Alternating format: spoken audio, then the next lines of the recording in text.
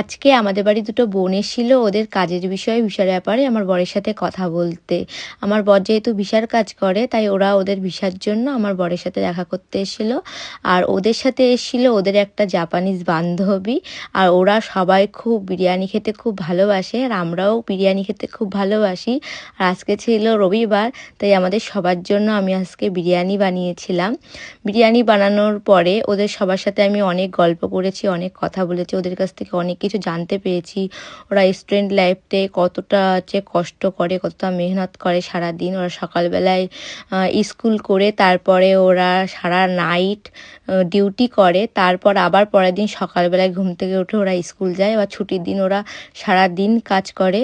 তো আমার বরের কাছ থেকেও অনেক কিছু জানতে পারলাম। আমার বর যখন স্টুডেন্ট লাইফ ছিল তখন কতটা কষ্ট করেছে, কতটা মেহনত করেছে সারাদিন স্কুল করে কলেজ করে তারপরে কাজ বাজ করে অনেক কষ্ট করেছে। জব ভিসায় এখন একটু রিল্যাক্সে আছে। তো ওরা ওদের স্কুল তারপরে ওদের কলেজ প্রায় শেষের কারণ তার জন্য ওরা ওদের ভিসা চেঞ্জ করতে এসে স্টুডেন্ট থেকে জব ভিসা হবে।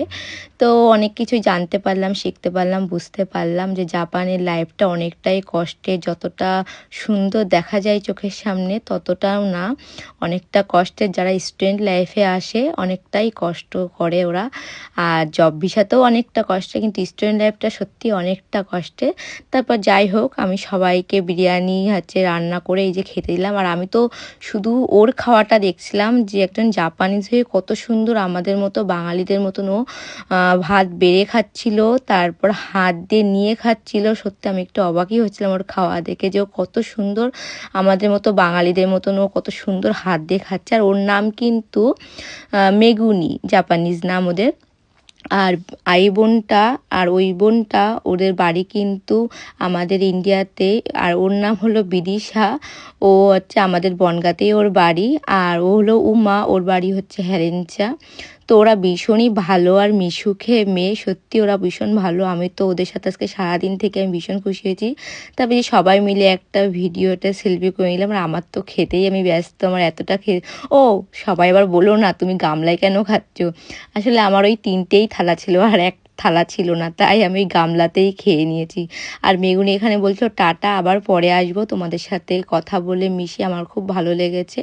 তো ওরা যখন চলে যাচ্ছিল আমার একটু খারাপই লাগছিল, যে ওদের সারাদিন ওদের সাথে অনেক গল্প করেছি, অনেক আনন্দ করেছি, অনেক রিলস বানিয়েছি, ফটো তুলেছি। তো ওরা আবার বললো আমরা আবার পরে আসবো বৌদি, আজকে যাই, কারণ ওদের আবার কাজ আছে রাত্রিবেলায়। ওরা এখান থেকে গিয়ে কিন্তু আবার রাত্রে ওদের কাজে যেতে হবে, কারণ ওরা স্টুডেন্ট, ওরা কাজ করবে। আর ওরা আমাকে যাওয়ার সময় সবাই টাটা দিচ্ছিল, বলছিল যে আবার পরে আসবো, মন খারাপ করো না। আমি বললাম হ্যাঁ আবার এসো কিন্তু। আর বিদিশা বলছে হ্যাঁ আসবো, খুব তাড়াতাড়ি আসবো, কারণ কাজটা এখনও ওদের শেষ হয়নি, যে কারণে ওরা বললো আবার আসবো। আমিও বললাম ঠিক আছে আবার এসো, টাটা, সাবধানে যেও তোমরা, আর ভালো থেকো। ওরাও বললো তুমিও সাবধানে থেকো, ভালো থেকো। তো আজকের দিনটা অনেক আনন্দ কাটালাম ওদের সাথে।